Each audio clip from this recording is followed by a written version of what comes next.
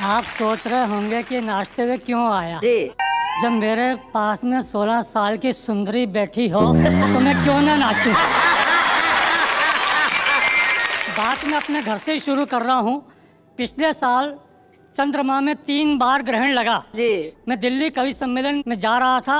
40 bye 70 का मेरा मकान है, आखिरी में बेडरूम है। मैं अटैची लेके जैसे ही वहाँ से बाहर आया, मेरी श्रीमती जी मुझे बाहर तक छोड़ने आई। ओहो, इतना लंबा रास्ता तय करके। ओहो। काफी उदास थी। मैंने कहा उदास क्यों होती हो, 2-3 दिन में लौट आऊँगा। खुश नहीं हुई। उसे खुश करने के लिए मैंने कहा मैं 20,000 रुपये भी लाऊंगा और लाकर तुम्हें ही दूंगा। फिर भी खुश नहीं हुई। उसे खुश करने के लिए मैंने कहा तुम तो चंद्रमा जैसी सुंदर दिखाई देती हो, तो भी तपाक से बोली तुम भी तो ग्रहण की तरह चिपके हुए हो। महिलाओं का मैं बहुत सम्मान करता हूँ। पिछले दिनों मेरे एक मित्र मेरे घर आ गए। मैंने कहा कहो कैसे आना हुआ। बोला पत्नी झगड़ रही थी इसलिए आ गया। मैंने कहा मेरे यहाँ नहीं आना चाहिए था। बोले क्यों। मैंने कहा गिरगट की बात सुनकर गिरगट रंग बदलती है। फिर भी आए हो तो स्वागत है। चाय नाश्ता कराया। मैंने कहा आखिर हुआ क्या। बोला जब से शादी हुई है तब से झगड़ रही है। आज तो उसने हद ही कर दी। उसकी लड़ाई से तंग आकर मैंने कह दिया कि मैं अपने पति पद से इस्तीफा देना चाहता हूँ। तो उसकी पत्नी बोली वैकल्पिक व्यवस्था होने तक अपने पद पे बने रहिए। महिलाओं का मैं बहुत सम्मान करता हूँ। दिख रहा है, नजर भी आ रहा है। क्या सम्मान है बाबा। क्योंकि सदियों से सबका ख्याल रखती आई हैं। माता पिता बहन भाई बच्चों मेहमानों सबका ख्याल रखती हैं। यहाँ तक कि मूक पशुओं प्राणियों का भी ख्याल रखती हैं। खाना बनाते वक्त पहली रोटी गाय के लिए निकालती हैं, आखिरी रोटी कुत्ते के लिए निकालती हैं। क्रम आज भी जारी है, लेकिन आजकल न गाय को खिलाती हैं न कुत्ते को खिलाती हैं। जब रात को थका हारा पति घर पर आता है, दोनों रोटी उसको फंसाती हैं ताकि गाय जैसे सिर झुका के खड़ा रहे और कुत्ते जैसा तुम मिलाता रहे। एक मेरे मित्र का फोन आया, बोला मेरी पत्नी का जन्मदिन है, कोई गिफ्ट देना चाहता हूँ बताओ। तो मैंने कहा अंगूठी दे दो। बोला कोई और बड़ी गिफ्ट बताओ। मैंने कहा नेकलेस दे दो। बोले तुम पुराने ट्रांसपोर्टर हो, कोई और बड़ी गिफ्ट बताओ। तो मैंने कहा ट्रक का टायर दे दो। उससे भी खुश नहीं हो तो तलाक दे दो।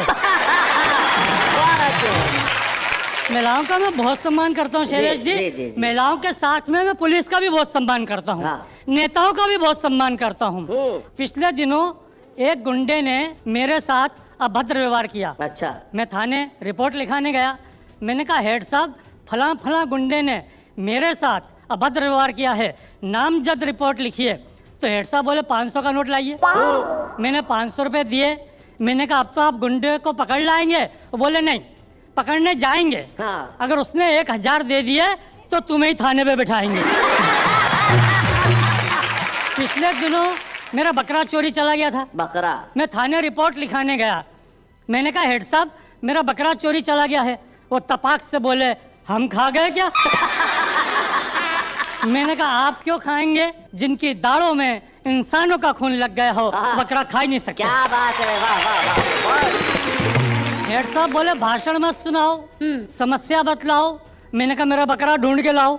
वो बोले कौन से रंग का था। मैंने कहा काला। हेड साहब बोले सफेद क्यों नहीं पाला।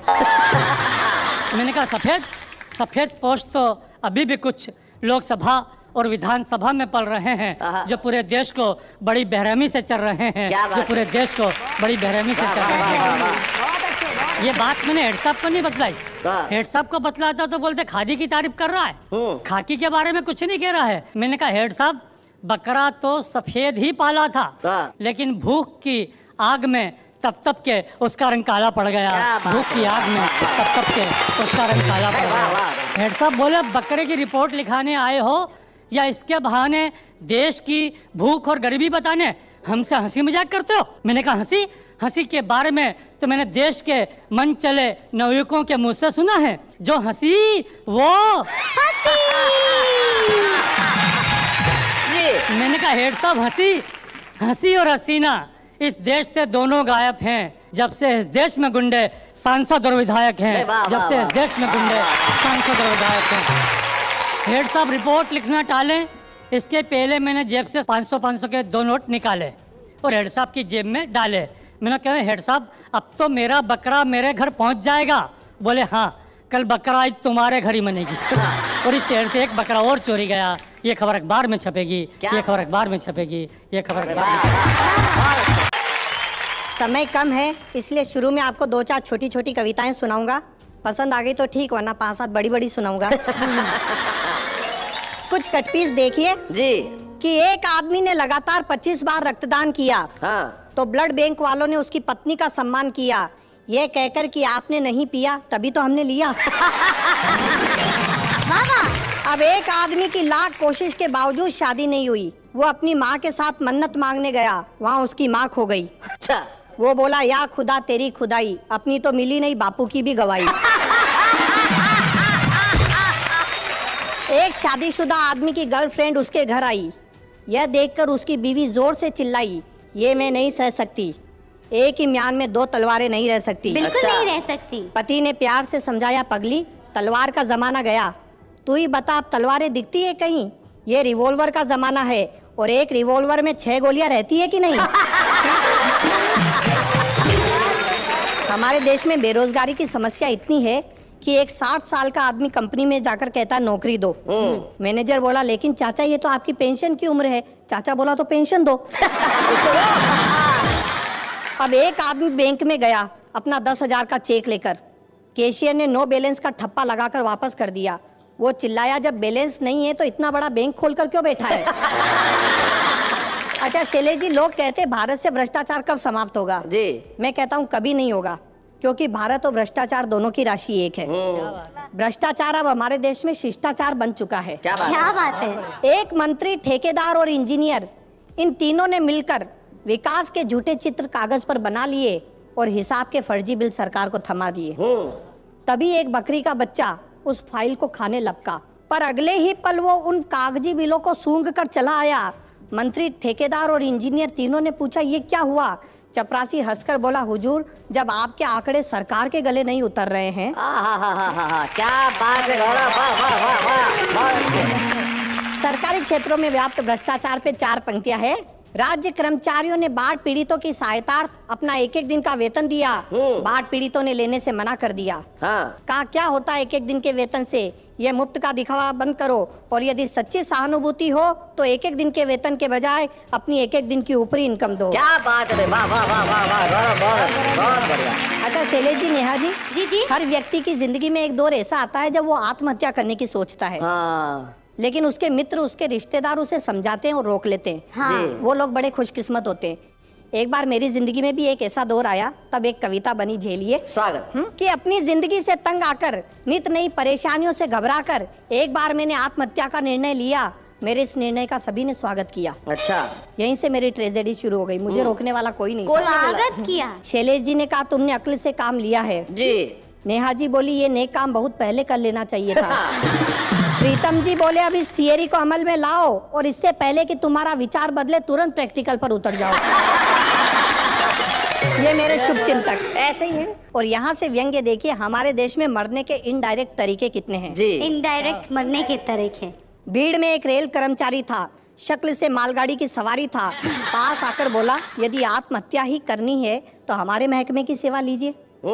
बस एक बार विदाउट रिजर्वेशन बंबई से पटना तक की यात्रा कीजिए।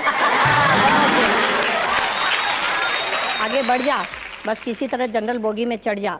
ट्रेन पटना पहुंच जाएगी, लेकिन बेटा तेरी तो बस खबर ही आएगी।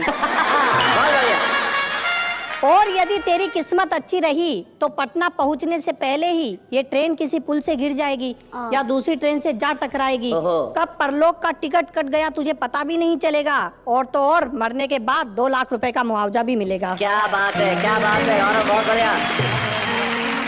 कि एक चुनाव हारा नेता दौड़कर आया, आकर चिल्लाया, सुना है आपका आत्महत्या का इरादा है, हम आपकी मदद करेंगे, ये हमारा वादा है। वाह। इस देश में कितनी समस्या है, हर समस्या की जड़ जनसंख्या है, इसका एकमात्र इलाज आत्महत्या है। क्या बात है, क्या बात है। लेकिन सामने चुनाव पड़े हैं जिसमें हम भी खड़े हैं, तब तक सब्र करना, हमें वोट देकर मरना। वाह वाह वाह वाह, बहुत बढ़िया गौरव।